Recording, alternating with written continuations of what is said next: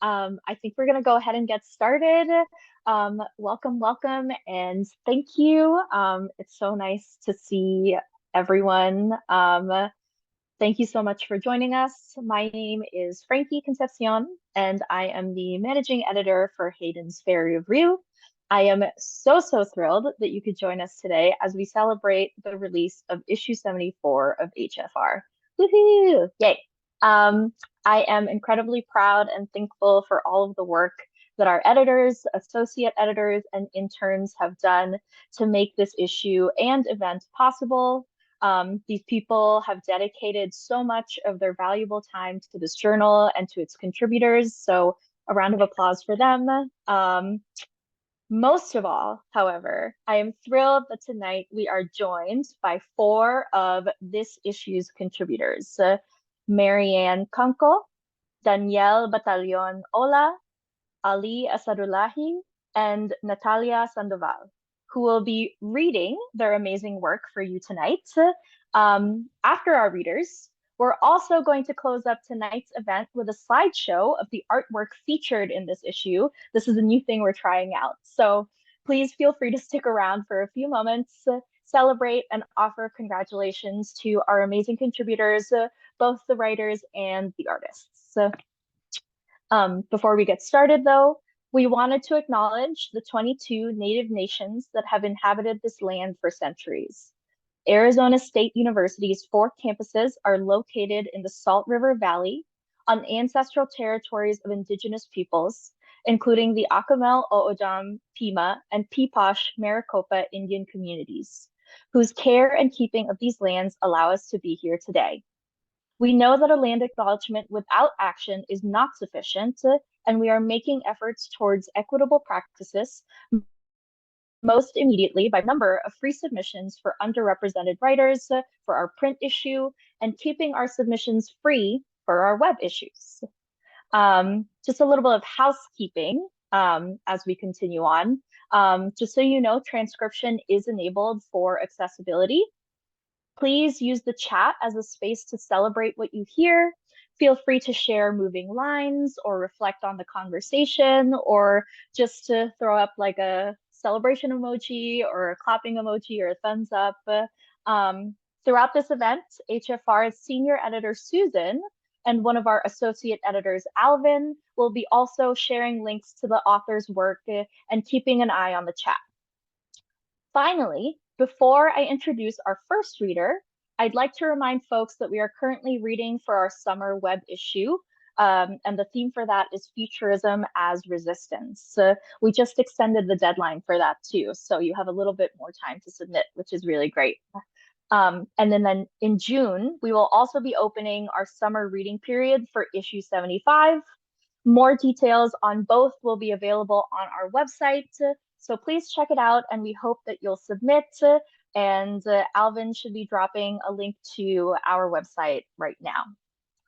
Okay, I'm done speaking. Now, without further ado, I'd like to welcome our poetry editor, Cecilia, who will be introducing our first reader of the night. Hello, thank you, Frankie.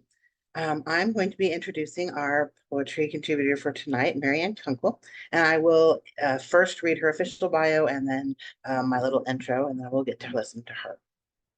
Marianne Kunkel is the author of Hillary Made Up, Stephen F. Austin State University Press, and The Laughing Game from Finishing Line Press, 2 anthologies, one of them, and poems that have appeared in the Missouri Review, the Notre Dame Review, the Three Penny Review, Rattle, and elsewhere. She is an assistant professor of English at Johnson County Community College. She holds an MFA in poetry from the University of Florida and a PhD in English from the University of Nebraska-Lincoln, where she was the managing editor of Prairie Schooner and the African Poetry Book Fund. She is the co-editor-in-chief of Kansas City Voices and Kansas City Voices Youth. She loves making poems and baking pies, and she posts images of both on Instagram at A Slice of Poetry. Marianne Kunkel is an inventive and thoughtful poet for whom the intangible becomes intangible, and the tangible, even inanimate, becomes full of life, and more so, full of symbolism and meaning. She is deft and steeled, Vulnerable and angry, Kunkel writes with purpose. Her poetry examines the systems that surround us and encumber us, and she isn't afraid to tell her reader, I believe in science, in Blotting Paper to Hillary, or in Mascara to Hillary, that a man invented eyelash dye. Find her work at mariannekunkel.com. Friends, I present Marianne Kunkel. Thank you so much, Cecilia. I'm really honored to be here and excited to kick this off. I was telling the group earlier before this started that Hayden's Fairy Review, one of my poems appeared in there in graduate school about 10 years ago, and it was a very big motivator for me to keep writing. So I'm really excited to be in here again. I'll read the poem that's in this newest issue. Thank you for taking it and believing in it. And then I brought a few other poems, one from the Hillary book, Cecilia, just for you. So here we go. This first poem that is in Hayden's Fairy Review is from a manuscript that I'm circulating about women in the Book of Mormon. I grew up Mormon and am no longer practicing, but one of the things that I think would have made that place easier for me would be more representation of women. So this is a kind of peripheral poem to that based on a knock-knock joke. And then I'll read another poem from that manuscript that really investigates one particular woman who I kind of just explore what she could be. So this is a poem based on a knock-knock joke. And also if you've ever had Mormon missionaries visit, it might be relatable in that way as well. Knock, knock. Who's there? Mormon missionaries. Mormon missionaries who? Mormon missionaries who once baked me a cake. White frosting smudged the inside of a rectangular pan. Two men handed me the cake while inviting me to church, a trade. Beneath the frosting could have been yellow sponge, moist strawberry, devil's food. Rather than find out, I left the cake on a park bench. Mormon missionaries who? Mormon missionaries who unlatch my screen door, prop strong backs against it. When I started college, my mother told church headquarters my dorm address. 4 apartments, 3 houses, and 22 years later, white shirts and black ties pop into my peephole. 2 crew-cut heads oversized as Mickey Mouses. A friend suggested I hide behind my couch when they knock, but my brother was a missionary in sweltering Madrid. I hoped people let him in. Mormon missionaries who are women, long braids and skirts, long-winded. In my foyer, they asked for cocoa because of the snow. In my kitchen, one studied photos on my fridge, chirping, "Who's that?" The other slouched on my countertop, legs dangling. I dug fingernails into my palm when finally I said, "I need you to leave." Who mail me Christmas cards, birthday cards, welcome to the neighborhood cards. On one was an apology for not writing sooner, explaining they just learned my address. On another was a Mormon temple, silver glitter for peaks. Days later, when I emptied my trash, coffee grounds shimmered with glitter. Corners of my trash can still twinkle. I'm getting to the punchline. This is a joke that drops in mood. My mother died. It's a joke with a long tangent. After her death, I bought a house with high ceilings, a nook for my piano, young peach trees that in time could fill pies. Plopping a mat at my front door, I thought, I miss her, but not them. It's a joke I'm the butt of. Knock, knock. Who's there? Mormon missionaries a relative sent. Okay. The next one is also from the book, and there's only 6 women named in the Book of Mormon. You don't have to know a lot about it. That's kind of my job with these poems, to help guide you through it. But I really just stepped back and look at one particular woman, Isabel, who is named. And she was always kind of a really tantalizing, interesting person, because she's called a harlot in the book itself. And so my dad would make jokes about her, who Isabel was. But I'm going to read the epigraph and then read the poem that kind of explores more generally her. This is from the Book of Mormon. My son, thou didst forsake the ministry and did go over into the land of Siren among the borders of the Lamanites after the harlot Isabel. Alma 39:3, the Book of Mormon. Reverence. To runners, a trail is church. I heard a pastor say church is its people. My father prays when he sees a rare finch. Every Sunday, my teenage nieces cuddle in bed with their parents, watch TV, call this church. Lazy Sunday morning sex can feel sacred. My husband and I watch Mr. Rogers with a box of Kleenex. Why is Mr. McFeely so frenzied when Mr. Rogers has the much harder job preaching love? My mother used to bake 2 pillowy loaves of white bread to take to Mormon church for communion. Men gingerly tore the loaves. Everyone ate, licking their lips. Some joked her bread was why they came. Is bread church? I first entered a Quaker chapel and spun around and around, never finding a pulpit. Barely lifting her blouse, my mother quietly breastfed my toddler brother in a pew until an older man complained. What was his definition of church? In the Book of Mormon, only 6 women have names, the rest lumped into shapeless categories of wives, mothers, queens, or harlots. The harlot Isabel must have been fairly important to get a name, though the 500-page book mentions her only once. Isabel, how many left their lives to follow you? A bored son in a long line of prophets walked away from religious study to sprawl underneath your bare body, your hair shimmering like stained glass, your nipples as erect as steeples. You were his teacher, in charge, shushing him if he spoke. Let church trail off, and it sounds like shh.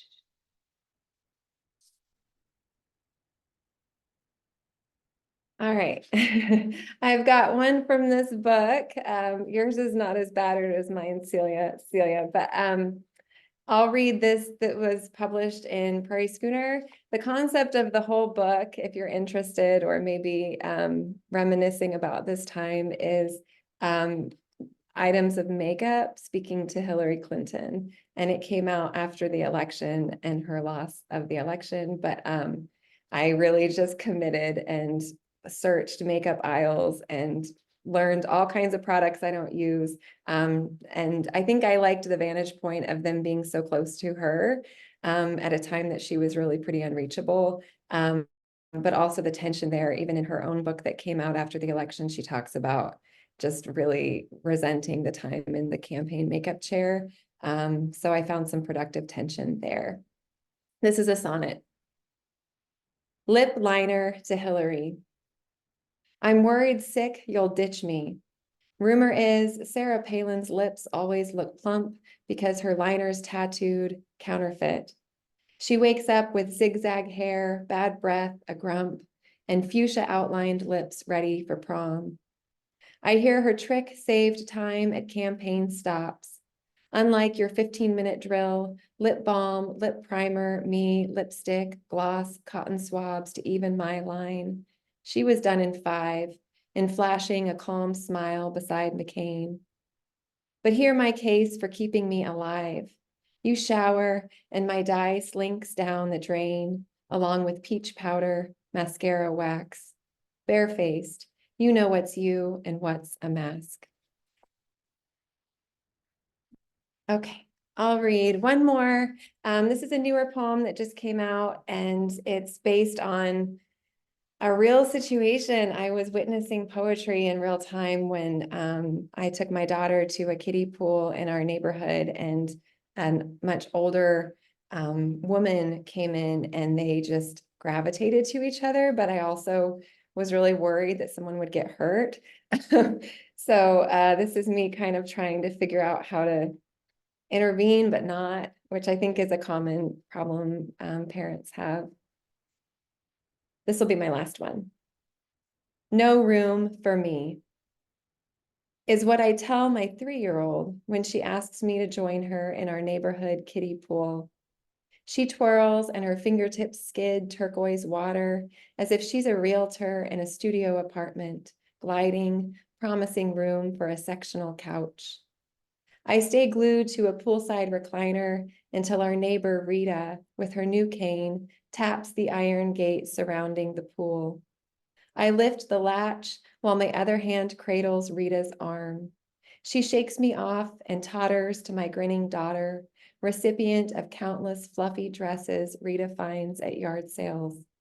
Of course, she says, when my daughter asks her to get in the water, and I apologize, giving Rita the look I often give cashiers, mail carriers, and even babysitters.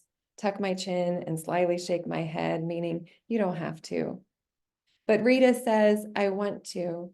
Gingerly leans her cane against the kiddie pool's handrail, eases down 2 steps so slowly no water ripples, and sinks beside my daughter, Rita gripping the pool wall lip. What have I let happen? I can't watch an elderly woman slip, or worse, be bowled over by my bouncy, swervy child.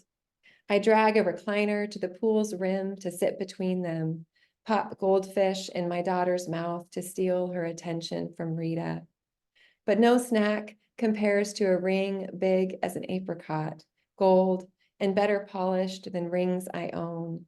My daughter caresses the wedding ring on Rita's hand. My daughter's fingers float to Rita's glinting diamond earrings. What's that? My daughter squeals, suddenly rubbing a pale square inch of Rita's submerged knee. I'm ready to end this sweet, stressful experiment, to shut down further interrogations of our neighbor's body, jewelry, cane. What's next? Then, as if talking about a simple bleach spot on a towel, Rita says, that's where I've fallen so many times the skin won't grow back.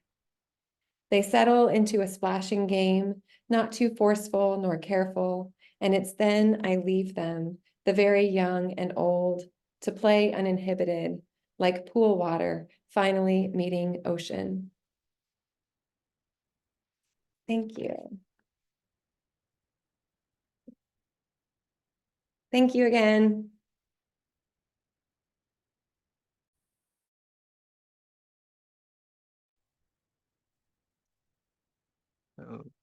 Okay then. Thank you for reading. It was lovely hearing those poems.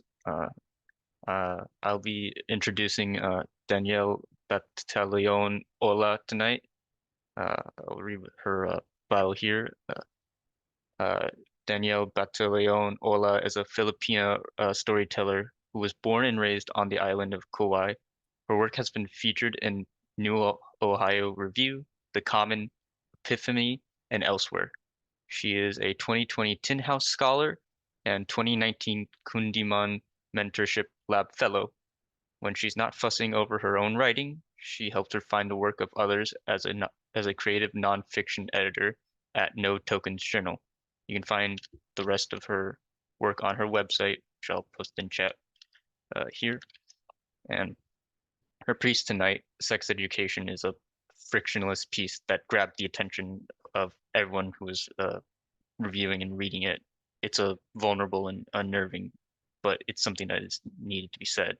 And without further to go, I'm honored to present Danielle Batalion Ola. Thank you, Alvin. Before I begin, I'd like to thank the Hayden's Ferry team for organizing this reading, for bearing with me in all my delayed responses, and for handling all of our work with such love and care. I was really precious with where I sent this essay, and Hayden's Ferry is truly the best home I could have asked for. I'd also like to recognize that we're gathered in this digital space while others are putting their bodies on the line to urge universities to divest from the genocide in Gaza. I'm calling in from Columbus, Ohio, and at this very moment, my peers and mentors at Ohio State are reconvening for the 3rd time on our South Oval, despite the school's excessive militant response, chanting for peace in the crosshairs of 4 snipers. We persist in solidarity with the students of Arizona State, of Columbia University, and over 100 other institutions of learning across the country. I read and write in an attempt to clarify the truths that I see in the world, but it is prudent of us to remember that the written word can only go so far. We have a right to peaceful protest, and we need to be mindful of how we use and protect it.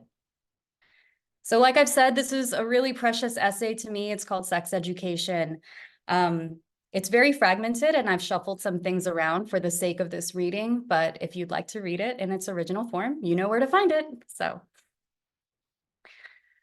the man says he's known me since I was a baby, and I have to take his word for it. He's not as handsome as Grandpa, but he looks as old. When he smiles, his face folds. He takes my hand, and I see that his skin is pliable over the muscle, velvet soft. Mom is standing beside me, her face relaxed but shoulders squared as he leans in. After a moment, he says something to her in Tagalog, opaque sentences falling from the spaces between his teeth. She laughs then and nudges me, tells me to say thank you. I do. When she leads me away, I ask her to translate what he said. She shrugs. He said, "You have Spanish eyes." Spanish eyes are blue. I know this from the song my uncles sing at karaoke, hands tight-fisted around their magic sing.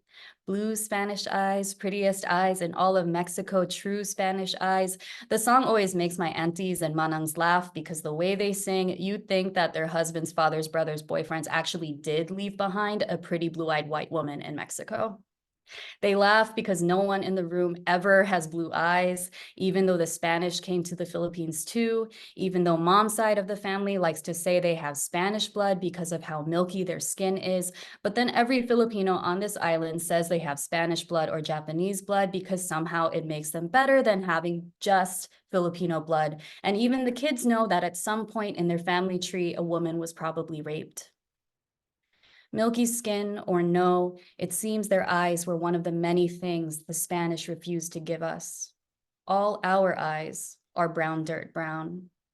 So I think either this man has seen something in my eyes that I've never seen, or Spanish eyes means something else entirely. I press Mom to tell me more, tell me what it really means, and she sighs. It just means your eyes are pretty, balasang. That's all it means. That's how I learned that men will lie to you to make you feel good. That's how I learned that it works. Mom and Auntie Nora aren't sisters or relatives. Their ties, as most are on the island, are a matter of proximity. They went to the same school. They weren't particularly close until after my father was deported, when Auntie ran into Mom at Walmart and asked how we were holding up. In her despair, Mom couldn't be anything but honest. She told her how lonely it was at home now that we'd lost the appeal. When she asked about Auntie's husband in return, they fell apart together, spending an hour or more crying about the men in their lives who did nothing but disappoint them and how they couldn't stop loving them all the same. In a way, Auntie Nora earned her title. Here on Kauai, in Hawaii, maybe everywhere, I wouldn't know. Shared pain is as good as blood. These two old ladies talk for hours on the phone. Mom drags Auntie to weekend sales at Macy's. Auntie buys Mom lunch and showers us with gifts. After Auntie gets a collection of Nancy Drew books for my sister and a Nintendo DS for my brother, Mom starts inviting her and her daughter Madison over for family dinners, cooking pots of spaghetti with sliced hot dogs mixed in. Madison is a good match for me. She's sad as I am, dark as I am, and when we're alone, we talk about how much we hate our moms. They scream too loudly, they hit too often, they make us feel like having us was their worst mistake. Madison tells me about the time Auntie Nora came home from work and threw her laptop across the room before swiping at Madison with her chinelas.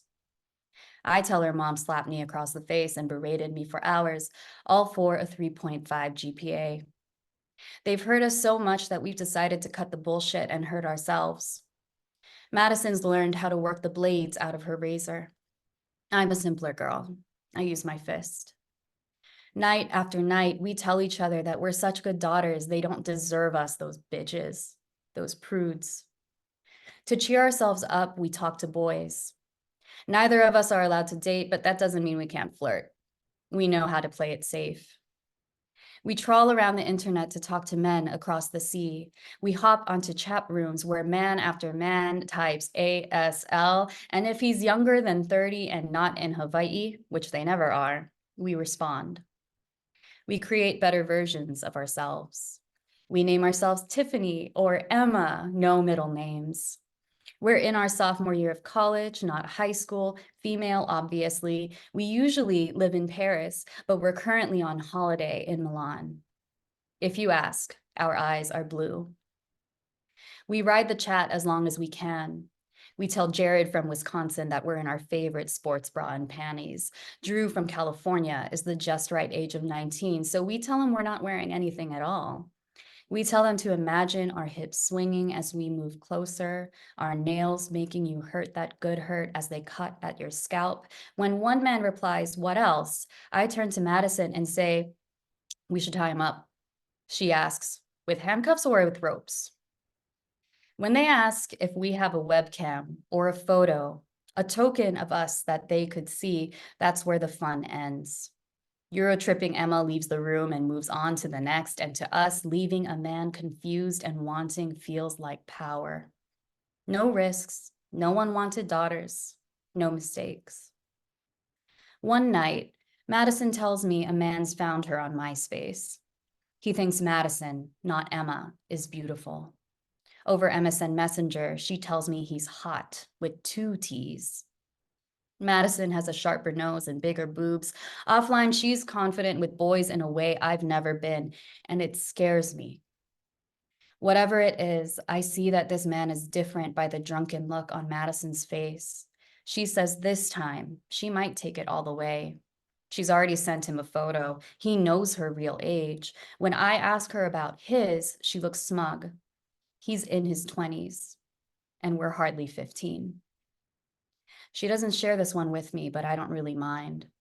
The next time she and Auntie Nora come to dinner, she and her hot man have started texting. She looks giddy as she flips open her ruby Samsung Razr to show me one of his messages. It says, "I want to conquer you." Mom calls our pussies orchids. When they're not orchids, she uses the word pipette, which is the Ilocano word for the dirty thing between our legs, even though it sounds more like those little plastic tubes they make us use in our science classes, or maybe a small bird. Whatever she calls it, either word means shame or scandal, and my sister and I are meant to tuck our little birds and flowers away. When I ask Mom why she calls it an orchid, she smirks and says, "Look at it." My bedroom has full-length mirrors, but I'm too embarrassed to spread my legs and take a peek. I don't think I even dare to say the word pussy out loud until I'm in high school. When I do, I'm sitting next to Madison on the piano bench. Auntie Nora rests on the couch a few feet away. When our dinners start, Mom is in the middle of her Animal Planet phase, always putting the channel on in the living room as she scurries about. I think she thinks the British narrators and educational content makes us fancy, makes us learned with 2 syllables, not 1. She likes to hear David Attenborough talk when I'm not playing Bach or Beethoven or Mozart, and the whole thing feels like we're trying to trick ourselves into this collective delusion that we're not a lonely brown household, not the family of deportees left behind. We are playing pretend. Our family suddenly comfortable, upper crust, Howley even, rich and mainland white. Mom is cleaning up in the kitchen when a tiger appears on screen. There's a close-up on its face and its sea glass eyes. When she walks over, drying dishwater from her hands, it cuts to a wide shot and the tiger leaps. She exclaims, "That's a big cat." I lean towards Madison and snicker too loudly, more like big pussy, and Auntie Nora howls. She's laughing so hard that Mom's confused, unsure of what she's heard, staring at me with the expression she wears when she drives in the rain. "What did you just say?" Mom already gives me enough lickings. I'm afraid to answer. I suck my lips in tight. Mom turns to Auntie. "Nora, what did my daughter say?" Auntie waves her hand in Mom's direction as she tries to catch her breath. Mom is trying to be angry, but the curl of her lips means she's on the verge of laughing too. She reaches across the couch and weakly smacks at Auntie's leg. "Nora!" Auntie shrieks as Mom's hand falls. She scoots further down the couch and shouts, "Shut up, Manang, I never hear nothing." She catches my eye and winks. This is the night I decide I love Auntie more than I ever have. I love how easily she throws her head back and laughs, and how having her around means Mom laughs more too. I lean against Madison and watch our mothers as the conversation moves forward, and somehow I start to feel the nostalgia of the moment I'm in, that sudden realization that this is what good and safe and happy might feel like. So remember this. And God, it feels like loss. Thank you.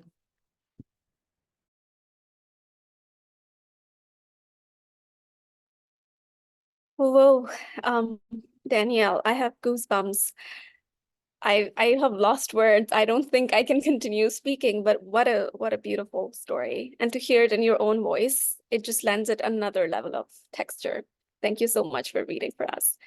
And now I'm going to introduce Ali Asadollahi, who is one of our contributors in issue 74 for translation. So I will first read Ali's official bio and then a few words of my own. Ali Asadollahi, an Iranian poet and translator, is the author of 6 Persian poetry books and winner of Iran's Best Young Poet Award and Iran's Journalist Society Award. He is a permanent member and the former secretary of the Iranian Writers Association, founded in 1968, and now pursuing an MA in Persian language and literature at Tehran University. His works and translations have appeared and forthcoming in Billingham Review, Denver Quarterly, Epoch, North Dakota Quarterly, Roanoke Review, and our very own issue 74 of Hayden's Ferry Review. Now for my own words. It is hard for me to find language equal to Ali's to describe how important and exquisite his work is, so I'll borrow some phrases from his translator's note. Ali writes, Torka is the local name of the bimaculated lark in the east of Iran, Khorasan. The unique vertical way Torka flies is signified as the symbol of love for the sun.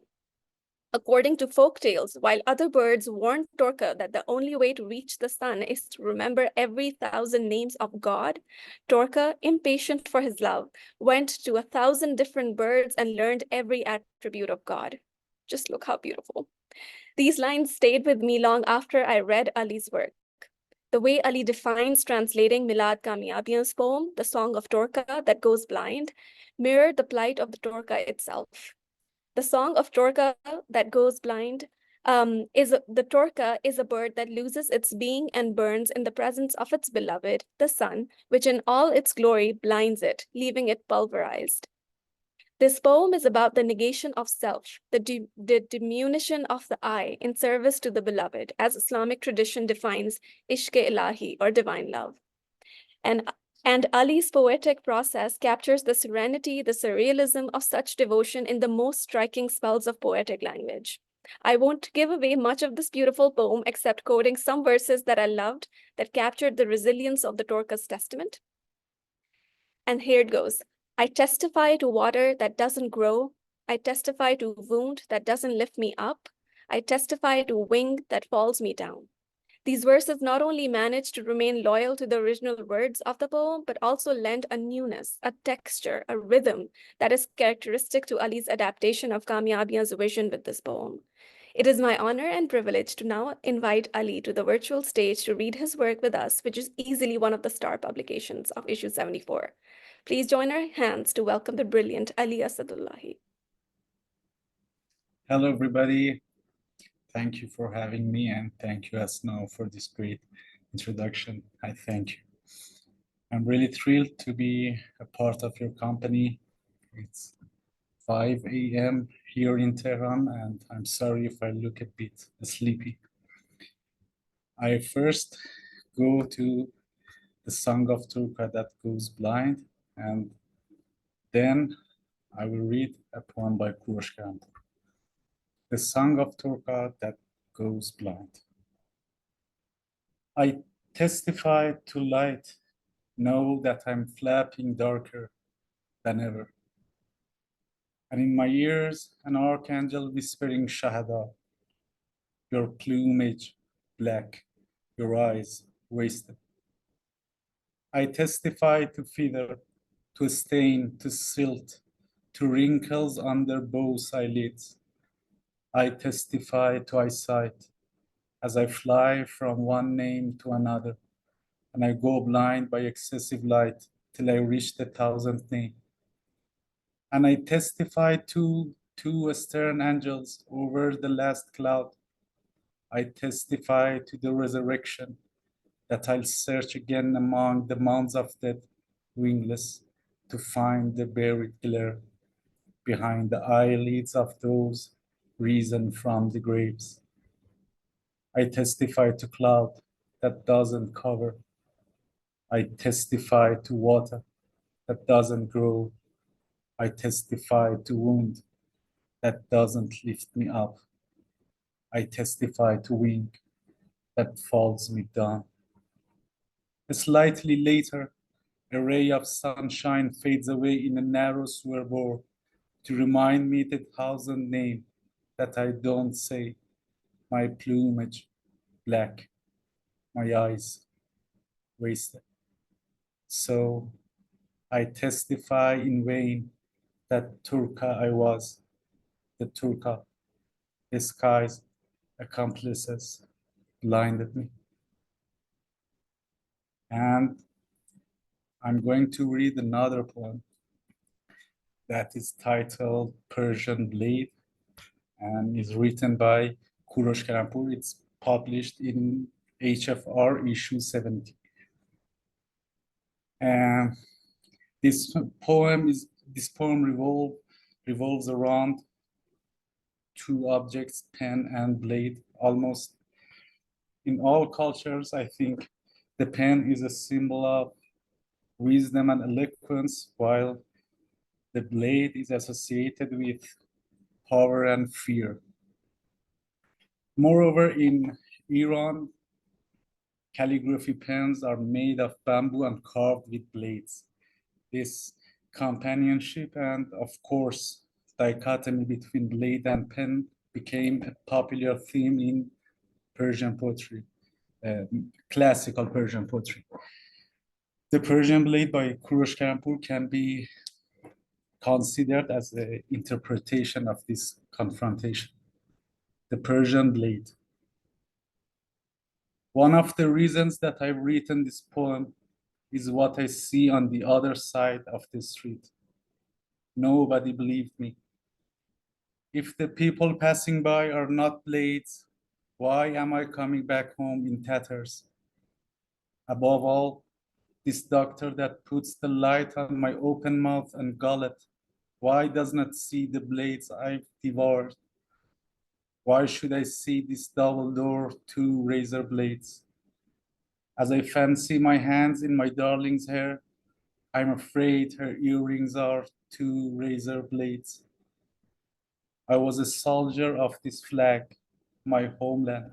So, what are these blood drops dripping from the wind? Living in the lizard's jaws, a civil convention to shelter from a blade on another. I was born in lizard's eggs dropping season. My birth constellation is a society that all its stars fell on their land. It was raining and every drop a blade. The leaves were falling and every leaf a blade. In every snowflake a blade. And every brick used in our homes a blade. They cut the bamboo so much that it learned Persian and wrote the hardened blades calligraphy, the sun blades calligraphy, the blades of the mountains calligraphy, the blade of the walls calligraphy, the bladesmanships calligraphy. They didn't believe me. If my language is not an assassin, why are all Persian scripts bleeding? Once upon a time, in a city south of Iran, a rolling hedgehog who lived a prickly life on the other side of the street came out of himself and said, "You didn't believe me." On this crossroad, blades protested on my heart skin. And I stop here. Thank you.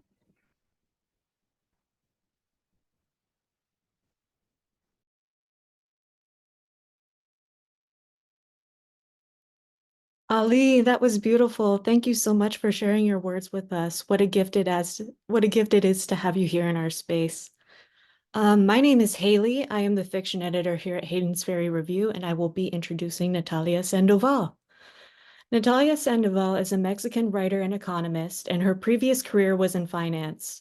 Her debut short story, Deliverista, was a finalist for Witness Magazine's 2022 Literary Awards in Fiction and appeared in the magazine's winter issue. Her fiction also appears in the latest print issue of Prairie Schooner, that's the winter 2023. Her work has received support from Guernica, the Kenyan Review Writers Workshop 2023, and Tin House Summer Workshop 2024. She is currently at work on a novel and a collection of short stories. She lives in New York City with her partner and 2 kids. This evening, it's my distinct privilege and very good luck to introduce Natalia Sandoval. Natalia and her stories are all kinds of magic. Her story, Mustia, expertly navigates the symbiotic and dynamic relationship between the personal and the political, the individual and the collective. Sagacious and momentous at once, Mustia follows fraught family dynamics of a young family in the 1990s Mexico. Reynaldo, the son, torments his younger sister Lulu for being two-faced, sad, wilted, for being a Mustia, as her mother says, for being a girl interested in school, her father's medical practice, and boys.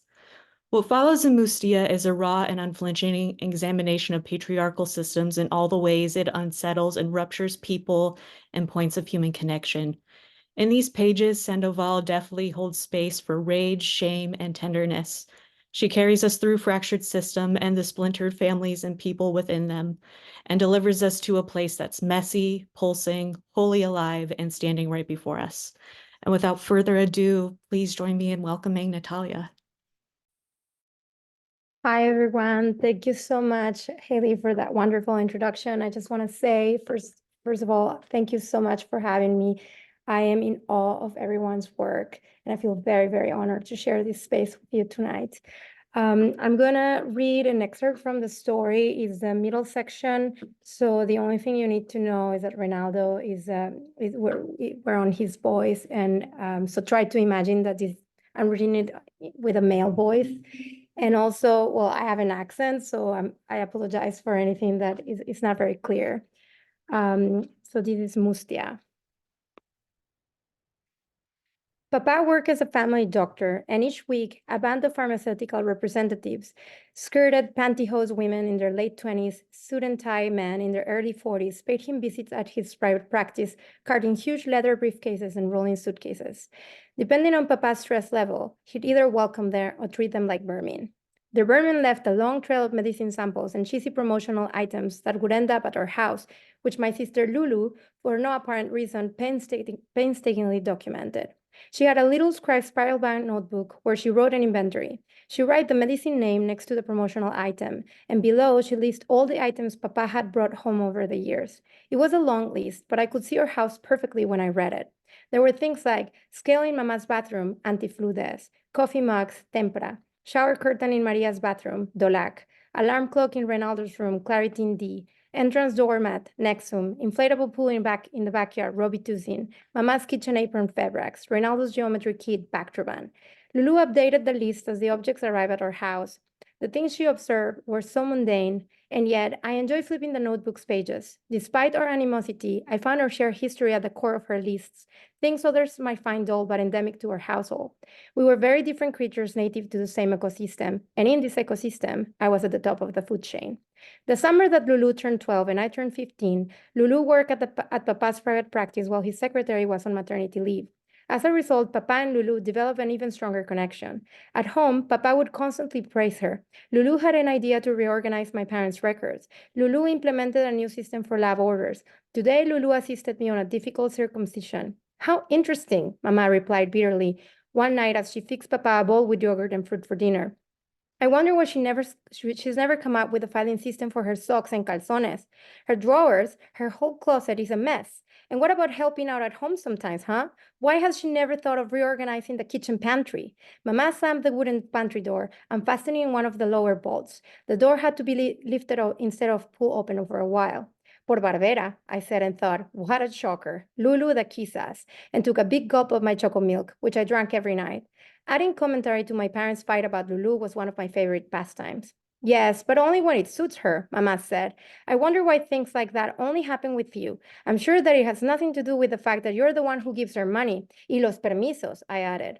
Lulu rarely engaged in these quarrels. Mama had an explosive temperament, and active argument was like a sport to me, one I was actually good at. There was no way Lulu could beat me. I truly admire her restraint, her ability to recognize that she had more to lose than gain if she did. Why can't you guys let a good comment about Lulu's life just once? Asked Papa. Why do you have such a problem accepting what she's done well? Papa threw his dirty paper napkin on his plate and stood up. I have no problem accepting whatsoever, Mama said, following him to the living room. I followed too. On the contrary, I would love to live in her kindness. I'm sorry that all the evidence points to the contrary. You're never here. You don't know how she really is. It's so easy to pretend she's this great, benevolent creature when you spend 5 hours at home every week. I'm the one who has to deal with what? You're never here either, Papa replied angrily. They walked up the stairs. I stood right by the handrail, feeding from the tension in the room. Their screams could be heard everywhere in the house. When had they called us from Lulu's school to tell us anything bad about her?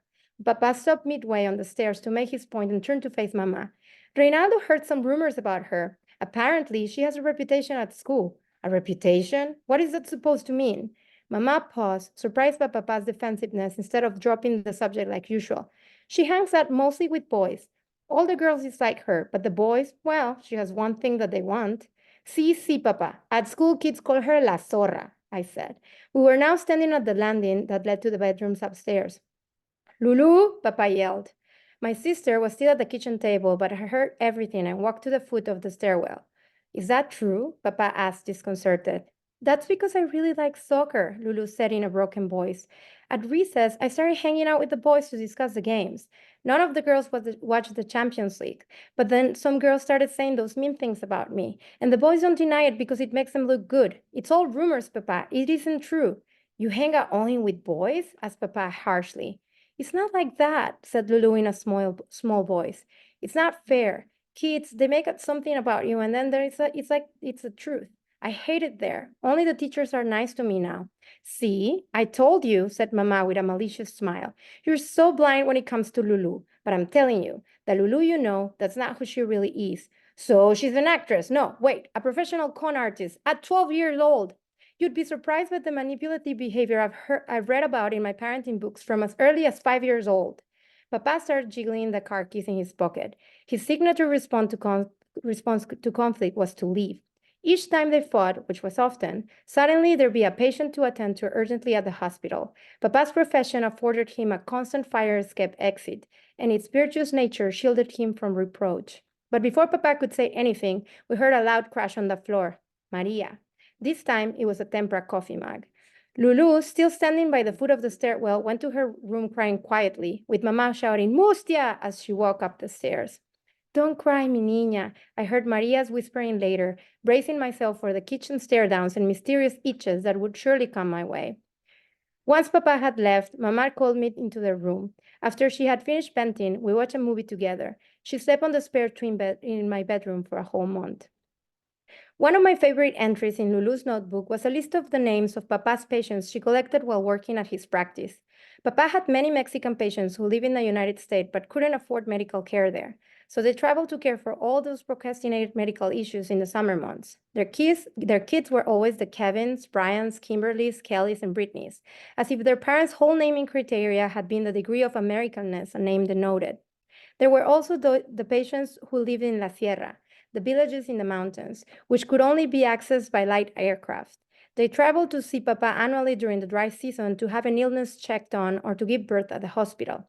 The Sierra people seldom came to the city, and when they did come, they were fascinated by the most ordinary things, a traffic light, and so they named their newborn Semáforo. Or they'd be held by a traffic policeman and be so grateful that they called their baby Tránsito. So Lulu's list read something like this. August 1996. Directorio Amarillo Noriega Sillas, named after the yellow pages of the phone book. Kimberly Clark Garcia Ruiz, named after the brand that makes toilet paper. Maria Penicilina Beltrán Dominguez, a name that had been in the family for 3 generations. Thanks to it, the grandmother escaped death from pneumonia. I wonder how long the list would get if Lulu spent more than one summer at Papa's office. In Lulu's notebook, there were other, more opaque lists, like her list of skin moles.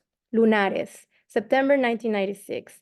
Mama's right inner wrist, red circular dot. Maria's right pinky finger at the knuckle level, dark pink. Linda at the butcher's shop, left earlobe next to earring hole, dark brown. A single white hair protrudes. I found this list disturbing, but the most vivid and sensory memories came back to me whenever I read it. I read the line about Linda and could smell the raw meat at the butcher's shop. I saw Linda laughing and chewing gum, and the red mole on Mama's wrist moving up and down and gesture like a kidney bean in a seesaw. All the while, Linda, with a bare hand, grabbed the cash, then put on a latex glove and took 4 breasts and 2 legs of chicken from the refrigerator countertop display. The same thing happened when I thought about Maria's. I read the line and saw her pink mole wrap around a cucumber as she peeled it, or how her hands danced like a flamenco skirt every time she flipped a tortilla on the hot plate. While I went to an all-boys middle school, Lulu's was co-ed. My only explanation was that Papa looked for uninvolved ways of turning me into an hombrecito. Papa also instructed Mama to enroll me in an after-school martial arts program against my will, and he told Maria I wasn't allowed to watch telenovelas. All I ever wanted was to go to Zumba classes. Instead, I was stuck with cagate, my vindictive way of calling a sport I hated. Cagate sounded like shit on yourself in Spanish, which was only fitting. The only comforting aspect about cagate was that Papa had gotten the idea from Lulu, as it was really her who had wanted to take lessons. I took great comfort in knowing I had something Lulu wanted, and in the 5 pesos an hour that I would later charge her to show her my cagate moves, mostly stuff I lifted from the movies. The karate lessons I was forced to endure twice a week were unsophisticated, repetitive sequences of arm and leg jolts in the air. I spent most of the class in the bathroom, worrying about the unkempt state of the sticky concrete studio floor against my bare feet and the variety of fungi it probably housed. Yet, I never imagined the lessons would actually help me. After a while, I came to depend on those 10 pesos weekly. The Sprite in a bag and the bag of chips became my incentive to develop more elaborate, yet still fake, maneuvers and extensive katas. If I must give myself credit for something, it was the level of commitment and straight-faced conviction I pour into my bullshit. Lulu really believed and practiced every movement. She memorized the katas, and her progressions look almost like the real deal, so much so that there were instances I felt tempted to believe it. Our practice spots varied. At first, I taught Lulu in our garage for privacy, but when the oil slicks and the dog poop on the floor became too much for me, I moved our lessons to the front porch, a highly profitable decision. Our activities captured the attention of the kids next door, who soon paid their own 5 pesos to be instructed. By then, I'd convinced Lulu that she was ready to be my surrogate. Therefore, while I collected the coins at the beginning of each lesson, Lulu taught them. After 2 months, we had 5 regular students, and I was averaging 25 pesos a week, which was not bad. Lulu never complained about not getting her cut. Maybe because we've been doing this together, I didn't mess with her as much. I pulled her hair and punched her in the stomach less often. The extreme care and dedication Lulu put into those kids' training was laudable. It was a window into her character, both her characters, really. I still found her efforts performative, but I have to admit that she was committed. Lulu was hardworking, diligent, and trusting. I was always looking for new ways to rig the system. The kids look up to her and ask her questions. She corrected her posture, always looking back to me for approval. I delighted in her deference, in the way I made her refer to me as maestro, with a delicate bow. Sadly, it all ended one fateful afternoon during school pickup. And I'll end there. Thank you so much.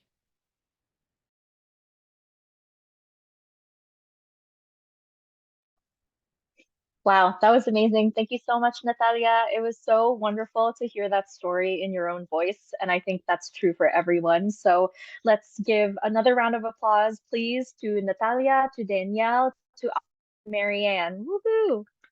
They all did so amazing. And thank you again also to Asna, Cecilia, Haley, and Alvin for those amazing introductions. Yeah, I was already excited to hear from all these readers, but just like listening to introductions makes me more excited. And thank you, of course, to the audience for attending this event. Again, it's so wonderful that you're able to come and support these amazing writers and these amazing editors. And then just so you know, a recording of this event will be up on the HFR site soon. So if you're planning on sending this recording to someone, that's where you'll be able to find it. As we close up, just a couple more housekeeping things. So you will also receive a brief survey to offer feedback on this experience. Thank you in advance for filling it out. You can stay in touch with HFR by signing up for our newsletter, which we're going to throw that into the chat right now. And our newsletter is where you can receive updates from us, submission updates, things like that. We hope you'll check out the spring web issue inquiry, which went live earlier this month. And again, that is going to be thrown into the chat.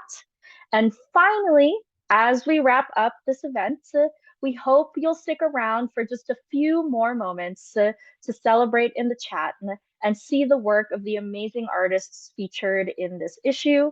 That's Rudra Kishore Mandal, Roberto Hamora, Christian Philip Scott, and Patty Payne. So we're gonna throw those onto the screen now. Other than that, thank you again and have a wonderful, wonderful night. Bye.